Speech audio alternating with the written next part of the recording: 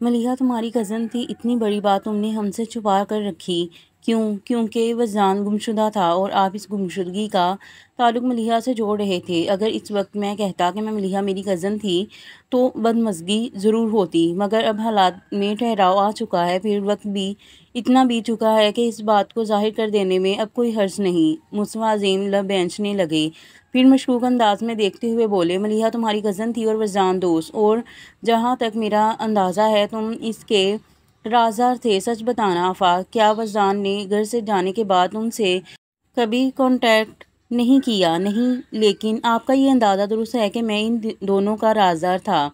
ایسا کیسے ہو سکتا ہے؟ انہوں نے اس کی لا علمی کو رد کر دیا۔ ملیحہ کو تم بہن کہہ رہے ہو اور دوست؟ چاہے کتنا ہی قابل اعتبار ہو، کوئی غیرت مند شخص اپنی بہن اور دوست کے حوالے نہیں کر سکتا جب تک وہ اس کے نکاح میں نہ آ جائے، اور اس کے بعد بھی وزان نہ صحیح ملیحہ تو تم سے رابطہ کرتی رہی ہوگی۔ آفاق نے انہیں اطمینان سے اپنی بات کہنے کا موقع دیا، پھر جب وہ چپ ہوئے تو کہا، اب بھی آپ کے سارے اندازے درست ہیں، مگر ایک بات کی تصدیق کر لیجیے کہ وزان نے گھر سے جانے کے بعد ملیحہ سے شادی نہیں کی تھی، بلکہ جس وقت اس نے گھر چھوڑا اس وقت تک ملیحہ کی ڈیتھ ہو چکی تھی۔ کیا حیرت! ایک کے اور جھٹکے نے انہیں ہلا کر رکھ دیا۔ آفاق اس سنجیدگی سے کہتا رہا، آپ کو شاید یاد ہو جس رات وزان نے گھر چھوڑا، اس دن میں صبح وزان کو لینے آیا تھا اور آپ کے پوچھنے پر بتایا تھا کہ پچھلی رات میری کزن کی ڈیتھ ہو گئی ہے اور میں وزان کو جنازے میں شرکت کے لیے لے جا رہا ہوں۔ وہ رکا، پھر کہا، وہ کزن ملیحہ تھی؟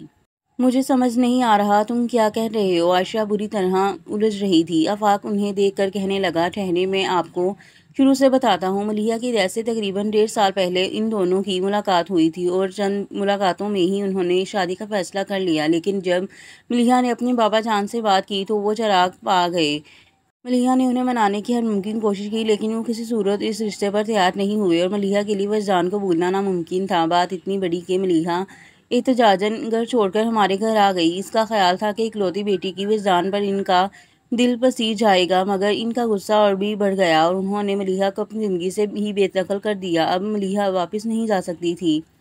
ان حالات میں اس سے بہتر فیصلہ کوئی نہیں تھا کہ ملیحہ کی وزان کے ساتھ شادی کر دی جائے۔ پھر میرے پاپا اور تایا نے ملیحہ کے سرپرستوں کی حیثیت سے اسے وزان کے ساتھ رخصت کر دیا۔ وزان نے آپ لوگوں سے چھپ کر شادی کی کیونکہ اسے خدشہ تھا کہ ملیحہ کے بابا جان کی طرح آپ لوگ بھی اس معاملے کو ایشو بنا لیں گے، جبکہ اس شادی کو ٹالا نہیں جا سکتا تھا کیونکہ ملیحہ کو پھوپھا جان سے بہت محبت تھی اور ان کی طرف سے تعلق توڑ لیے جانے کے بعد وہ ڈپریشن کا شکار رہنے لگی تھی۔ اسے جذباتی سہارے کی ضرورت تھی جو اسے وزان کے علاوہ کوئی نہیں دے سکتا تھا، اس لیے وزان نے کچھ وقت کے لیے اپنی شادی کو خفیہ رکھنے کا فیصلہ کیا۔ پھر شادی کے کچھ مہینوں بعد آفاق گھر سے رٹ کر آئے جملوں کو روانی سے ادا کرتا جا رہا تھا کہ بولتے بولتے اس کی زبان لڑکھڑا گئی۔ اس کے لیے بات کو جاری رکھنا مشکل ہو گیا تو چپ ہونے کے ساتھ ہی سر کو جھکاتے ہوئے اس نے غیر محسوس انداز میں اپنا چہرہ چھپا لیا جو ایک دم ہی سرخ ہو گیا تھا۔ سمیرا بھانپ چکی تھی کہ یہ غیرت کی سرخی ہے۔ وہ یہ بھی جانتی تھی کہ آفاق کی زبان کس بات نے پکڑ لی، اس لیے اس کے چپ ہوتے ہی سمیرا نے بولنا شروع کر دیا۔ جب ملیحہ امید سے ہوئی تو وزان کو لگا کہ اسے شادی کا اعلان کر دینا چاہیے، مگر پھر بھی اس میں اتنی جرأت نہیں تھی کہ اچانک ایک دن ملیحہ کو آپ کے سامنے لے آتا۔ پھر اس نے سوچا کہ ایک دم دھماکہ کرنے کے بجائے وہ پہلے آپ لوگوں کو اس بات کے لیے راضی کر لے کہ آپ اس کی شادی ملیحہ کے ساتھ کرنے پر تیار ہو جائیں، پھر وہ آپ کو بتا دے گا کہ وہ شادی کر چکا ہے۔ لیکن اس کی توقع کے عین مطابق آنٹی نے ملیحہ کو قبول کرنے سے انکار کر دیا۔ اب وزان دوسرے عذاب میں گرفتار تھا، ایک طرف اسے آپ کو منانا تھا، دوسری طرف ملیحہ کی طبیعت خراب رہنے لگی۔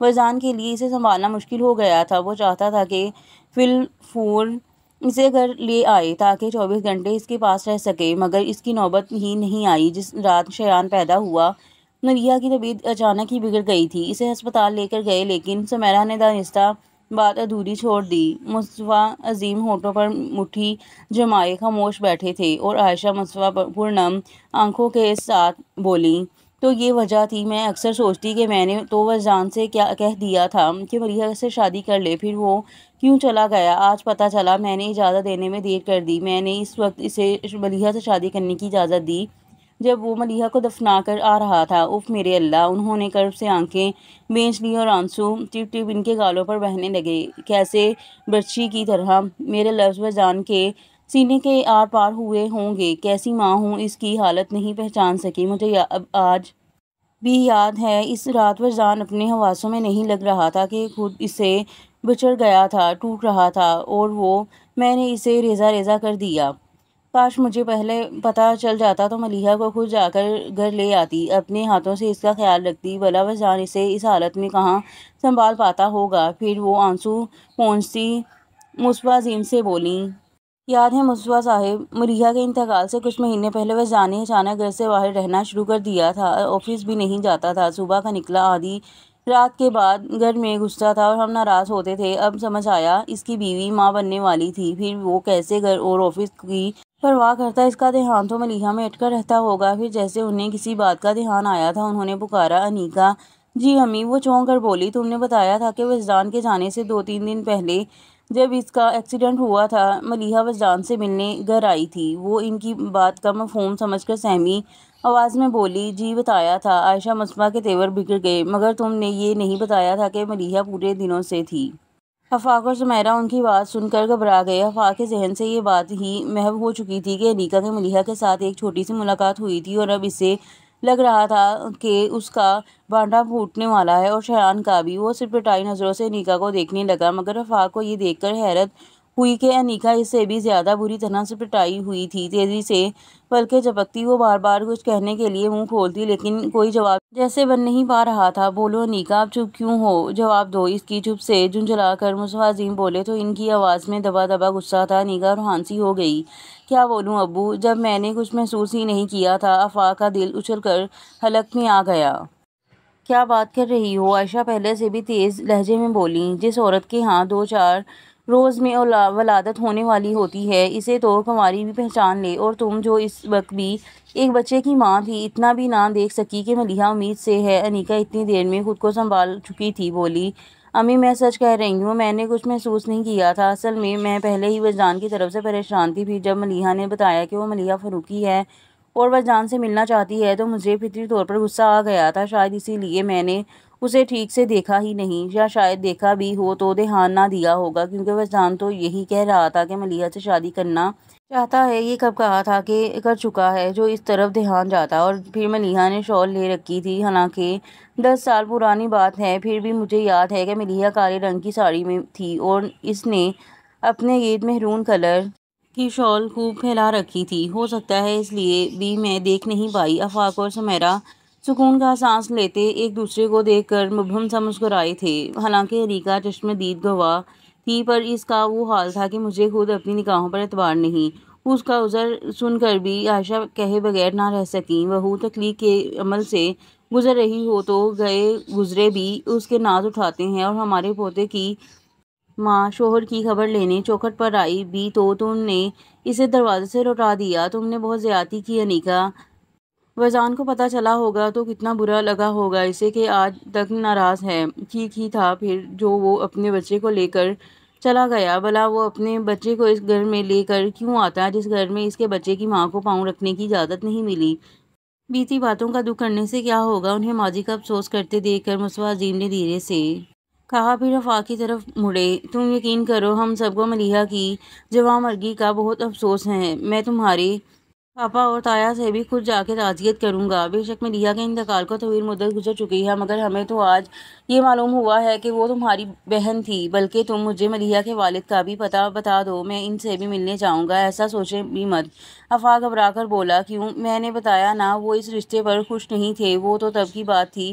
مصباح عظیم الجھ کر بولے، بات اب بھی یہی ہے؟ کیا بیٹی کی موت بھی ان کا غصہ ٹھنڈا نہیں کر سکی؟ وہ حیرت سے بولے، پھر ایک خیال کے تحت پوچھا، وہ ملیحہ کی وفات کے بارے میں تو جانتے ہیں نا؟ ہاں، بلکہ وہ ملیحہ کی آخری رسوم میں شامل تھے، لیکن انہوں نے ایک بار بھی شایان کی طرف نہیں دیکھا۔ آفاق اس خیال سے جلدی سے بولا کہ کہیں وہ ملیحہ کے جنازے میں بابا جان کی شمولیت کو ان کی طرف سے نرمی نہ سمجھ بیٹھیں۔ حد ہو گئی۔ مصباح عظیم کو یقیناً برا لگا تھا۔ ٹھیک ہے، بچوں سے غلطی ہو گئی تھی، مگر اب تو انہیں معاف کر دینا چاہیے۔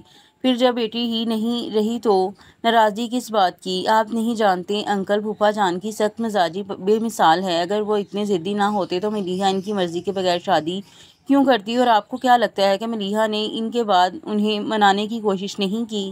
ملیحہ نے بہت جتن کیے کہ وہ جان کو قبول کر لیں، مگر پھپھا جان ٹس سے مس نہ ہوئے۔ موت برحق ہے اور ایک دن سب کو مرنا ہے، لیکن یہ بھی سچ ہے ملیحہ کو پھپھا جان کی ناراضی نے موت سے پہلے مار دیا تھا۔ اسے اپنے بابا جان سے بہت محبت تھی، وہ ان کی ناراضی کے ساتھ سمجھوتا نہیں کر سکتی۔ ان کی انا پرستی کا اندازہ لگائیں کہ وجدان کے ساتھ ان کی پہلی ملاقات ہی ملیحہ کے جنازے پر ہوئی تھی، اور اس دن بھی انہوں نے وجدان کو مخاطب کرنا گوارا نہیں کیا، اور اس دن سے لے کر آج تک انہوں نے ایک بار بھی وجدان سے ملنے کی کوشش نہیں کی۔ آفاق یہ سب اس لیے کہہ رہا تھا تاکہ مصباح بابا سے ملنے کا خیال ہی ذہن سے جھٹک دے۔ وجدان نہ صحیح شایان سے ملنے کو تو دل چاہتا ہوگا، آخر ان کا نواسہ ہے، ان کا خون ہے، دل چاہتا تو کبھی ملنے نہ آتے۔ آفاق کی بات نے انہیں چپ ہونے پر مجبور کر دیا تھا، پھر آزردگی سے بولے، اگر غلطی ہوئی بھی تھی تو ملیحہ اور وجدان سے ہوئی تھی، پر سمجھ نہیں آتا اس بچے کو کس چیز کی سزا مل رہی ہے کہ وہ سارے رشتے سے دور رہے۔ مجھ سے پوچھتا ہے زوار اور مناہل تو ہمیشہ سے آپ کے ساتھ رہتے ہیں، میں کیوں نہیں رہتا تھا کبھی؟ جو دونوں اپنے نانا کے گھر چلے جائیں تو یہ ضد کرنے لگتا ہے کہ مجھے بھی نانا کے پاس جانا ہے۔ اب میں اسے کیسے سمجھاؤں کہ اس کی قسمت میں ادھورے رشتے ہیں؟ معصوم بچے کا ذہن الجھنوں کا گڑھ بن کر رہ گیا۔ ان کی بات سن کر آفاق نے عجیب سے لہجے میں کہا، میں اسے رشتے ہی دینے آیا ہوں۔ پھر وہ کچھ دور بیٹھے شایان سے بولا، نانا کے گھر چلو گے؟ شایان کا ذہن آس پاس ہو رہی بات چیت کو یاد کرنے اور اس سے نتیجے اخذ کرنے میں لگا تھا۔ وہ فوری طور پر کچھ نہیں بولا تو آفاق اسے ہاتھ پکڑ کر پاس بلاتے ہوئے بولا، تمہیں امی کی تصویریں دیکھنا اچھا لگتا ہے نا؟ شایان نے زور زور سے سر ہلایا تو آفاق نے جیسے اسے لالچ دیتے ہوئے کہا، میرے پاس تمہاری امی کی بہت ساری تصویریں ہیں، آپ امی کے بھائی ہیں۔ آپ اس نے اپنے ذہن کی بیٹری اسٹارٹ کی، آپ مجھے امی کے بارے میں بتائیں گے؟ ہاں، لیکن اگر تم میرے ساتھ گھر چل کر رہنے پر تیار ہو جاؤ تو۔ آفاق کی بات ختم بھی نہیں ہوئی تھی کہ وہ اچھل کر بولا، میں آپ کے گھر جاؤں گا۔ پھر سست ہو کر بولا، لیکن ابو سے پوچھنا ہوگا، تو چلو ان سے پوچھتے ہیں۔ آفاق اس کا ہاتھ پکڑ کر کھڑا ہو گیا تو عائشہ بولی، پوچھنا کیا ہے، بس جا کر وجدان کو بتا دو، تب تک میں اسے تیار کرتی ہوں۔ ٹھیک ہے۔ آفاق اس کا ہاتھ چھوڑ کر باہر آ گیا۔ وجدان سر دونوں ہاتھوں پر گرائے سیڑھیوں پر بیٹھا تھا۔ آفاق اس کے برابر آ کر بیٹھا تو وجدان سر اٹھائے بغیر بولا، یہ سب کرنے کی کیا ضرورت تھی؟ ضرورت کو تم مجھ سے بہتر جانتے ہو۔ وجدان نے گردن موڑ کر اسے دیکھا اور کہا، میں اسے سمجھا لیتا۔ مان لو وجدان کے شایان کے ذہن سے ملیحہ کا تصور جدا کرنا تمہارے بس میں نہیں تھا۔ وجدان بے بسی سے چہرہ موڑ کر سامنے دیکھنے لگا، پھر تھکن بھری آواز میں بولا، اب میں منیر انکل اور افتخار انکل کا سامنا کیسے کروں گا؟ عادت ہو جائے گی۔ اس کے لہجے میں لاپرواہی تھی۔ تمہیں ایسا نہیں کرنا چاہیے تھا۔ وجدان نے ملامت کی، تو اور کیا کرتا؟ آفاق چڑ گیا۔ اس دن جب شایان ملیحہ کو امی کہہ کر اس کی تصویریں دکھا رہا تھا تو وہاں جواد اور فائزہ بھی تھے، جو ملیحہ کو دوسرے حوالے سے جانتے تھے۔ وہ تو شکر تھا کہ انہوں نے ملیحہ کو نہیں پہچانا، لیکن شکر کرنے کا یہ موقع ہمیشہ نہیں ملتا۔ پھر تم کیا کرتے؟ وجدان نے کوئی جواب ہی نہیں دیا۔ خاموشی کی اس دیوار کو شایان کی آواز نے توڑا، جو ابو ابو پکارتا ان دونوں کی طرف بھاگا چلا آ رہا تھا۔ قریب آنے پر وہ اپنی سپیڈ کم کیے بغیر وجدان کے سینے میں گھس گیا تو وجدان ہلکے سے دھکے سے پیچھے ہو گیا، پھر اس کے سر پر چپت لگا کر بولا، بریک تو لگا لیا کرو۔ مگر وہ اپنی ہی کہنے لگا، پتہ ہے ابو ماموں کہہ رہے ہیں وہ مجھے نانا کے گھر لے کر جائیں گے۔ وجدان ہکا بکا رہ گیا، پھر آواز بھاگتا سا آفاق سے بولا، تم اسے بابا جان کے گھر لے کر جا رہے ہو؟ آفاق بتکا، میری شامت آئی ہے، اسے وہاں لے کر گیا تو پھپھا جان مجھے جان سے مار دیں گے، مجھے ان کے گھر جانا بھی نہیں۔ شایان کے ناراضی سے کہنے پر وہ دونوں اسے دیکھنے لگے۔ کیوں بھئی؟ آفاق نے دلچسپی سے پوچھا تو وہ بدستور منہ پھیلائے کہنے لگا، انہوں نے امی کو ڈانٹا تھا، وہ گندے ہیں، ایسا نہیں بولتے۔ وجدان نے فوراً ٹوکا، جبکہ آفاق نے ہلکا سا مسکراتے ہوئے کہا، جب یہ اس طرح سے باتیں کرتا ہے تو مجھے یقین ہونے لگتا ہے کہ یہ ملیحہ کا ہی بیٹا ہے۔ وجدان دانستہ تبصرے سے گریز کرتے ہوئے بولا، اچھا سنو، تم اسے لے کر جا رہے ہو تو واپس کب تک چھوڑنے آؤ گے؟ پہلی بار ملیحہ کا بیٹا بن کر میرے گھر جا رہا ہے، 10-12 دن تو رکے گا ہی، میں شایان کے بغیر اتنے دن نہیں رہ سکتا۔ وجدان تیزی سے بولا، زیادہ سے زیادہ 2 دن، پرسوں شام میں اسے واپس چھوڑ جانا، دیکھیں گے؟ آفاق نے بے نیازی سے کہا تو وجدان انگلی دکھا کر بولا، اگر تم اسے چھوڑنے نہیں آئے تو میں خود اسے لینے آ جاؤں گا، کہا نا دیکھیں گے؟ آفاق کا انداز ہنوز وہی تھا۔ پھر سارا وقت وجدان اسے یہی تاکید کرتا رہا کہ ایک دن 2 دن کے بعد وہ شایان کو بھیج دے، اور آفاق بھی لاپرواہی سے سر ہلاتا رہا۔ رات کے کھانے کے بعد جب وہ جانے لگے تو سب انہیں گاڑی تک چھوڑنے باہر آ گئے۔ رخصت لیے ہاتھ ملاتے ہوئے وجدان پھر سے تاکید کرنے لگا، بس کل کا دن کافی ہے، پرسوں اسے لے کر آنا۔ آفاق چڑھ کر عائشہ سے بولا، آنٹی اس کا بیگ بھی تیار کر دے۔ تو وجدان نے بے بسی سے کہا، مذاق مت کرو، میں واقعی شایان کے بغیر نہیں رہ سکتا۔ میں نے کبھی ایک دن کے لیے بھی اسے خود سے الگ نہیں کیا، اور وہ میرے بغیر اداس ہو جائے گا۔ ہاں یہ تو ہے، بلکہ دیکھو وہ ابھی سے اداس ہو گیا ہے۔ اس نے گاڑی کی طرف دیکھا جس کی ڈرائیونگ سیٹ پر شایان بیٹھا تھا۔ تم بہت ہی بدتمیز انسان ہو، اور گاڑی کے پاس آ کر ڈرائیونگ سیٹ کا دروازہ کھول کر پاؤں باہر رکھے اندر سیٹ پر بیٹھے ہوئے شایان کو بازوؤں میں جکڑ کر سینے سے لگا کے پیار کرتے ہوئے بولا، وہ وہاں جا کر شرارت مت کرنا، اور اداس ہو جاؤ تو ماموں سے کہہ دینا، وہ تمہیں میرے پاس لے آئیں گے۔ پھر سمیرا سے کہنے لگا، بھابھی ذرا خیال رکھیے، یہ سارا وقت کھیلتا نہ رہے، اس کا ایڈمیشن ٹیسٹ ہونے والا ہے، کھانے کا بھی دھیان رکھیں، یہ ٹائم پر کھانا نہیں کھاتا اور دودھ سے تو بھاگتا ہے، آپ کو زبردستی پلانا پڑے گا۔ تم بالکل فکر مت کرو، میں شایان کا پورا خیال رکھوں گی۔ سمیرا نے اسے مطمئن کرنے کو کہا۔ تبھی آفاق جو دروازے میں جھک کر کھڑا ان کی باتیں سن رہا تھا، وجدان کے کندھے پر ہاتھ مار کر متوجہ ہوتے ہوئے بولا، جسے سکھا رہے ہو، اسے 2 بچے پالنے کا تجربہ ہے، اور اب آپ باہر آئیے۔ آفاق نے اسے بازو پکڑ کر باہر نکالا، پھر لے جا کر مصطفیٰ عظیم کے برابر کھڑا کر دیا، ذرا اسے پکڑ کر رکھیے تاکہ میں جا سکوں۔ پھر وجدان نے اترے ہوئے چہرے کو دیکھ کر مذاق اڑاتا ہوا بولا، اور گاڑی میں جا بیٹھا، پھر انجن سٹارٹ کرتے گاڑی کو گیٹ سے باہر نکال لے گیا۔ مصطفیٰ عظیم نے وجدان کی طرف دیکھا، جو کچھ سوچتا ہوا گیٹ سے باہر سڑک کو دیکھ رہا تھا۔ زندگی میں یہی ایک الجھن بچی تھی، وہ بھی سلجھ گئی، اب تمہیں فیصلہ کر لینا چاہیے۔ وجدان چونک کر انہیں دیکھنے لگا، کیسا فیصلہ؟ دوبارہ گھر بسانے کا فیصلہ؟ واپس گردن موڑتے ہوئے وجدان سامنے دیکھنے لگا۔ زندگی میں ایسے شخص کی ضرورت ہمیشہ رہتی ہے جو دکھ سکھ بانٹ سکے، تھک جاؤ تو تھکن سمیٹ لے، لڑکھڑاؤ تو ہاتھ تھام لے۔ پھر ابھی تمہاری عمر بھی اتنی نہیں ہوئی کہ تنہائی کو عادت بنا لو، ابھی تمہارے سامنے زندگی کا لمبا سفر باقی ہے، یہ سفر اکیلے نہیں کر سکے گا۔ میں اکیلا کہاں ہوں، میرے پاس شایان ہے۔ اس کی بات پر مصطفیٰ عظیم بولے، یہ فیصلہ تمہاری ہی نہیں، شایان کی بھی ضرورت ہے، اسے ماں مل جائے گی، تم کب اس تک اسے اکیلے سنبھالتے رہو گے؟ بچے پالنا مردوں کے بس کی بات نہیں۔ وجدان بولا، میں نے اس وقت بھی شایان کو سنبھالا تھا جب اس کی ماں پیدائش کے فوراً بعد ہی اسے چھوڑ گئی تھی، پھر اب کیوں نہیں سنبھال سکتا؟ پھر کچھ سالوں کی بات ہے، وہ جوان ہو جائے گا، تب تو مجھے اسے سنبھالنے کی ضرورت ہی نہیں رہے گی۔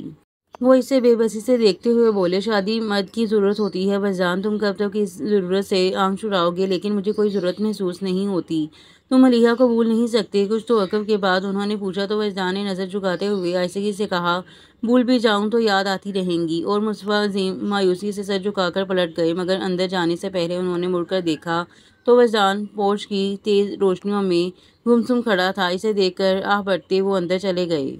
شایان آیا تو سب حال میں جمع ہو گئے۔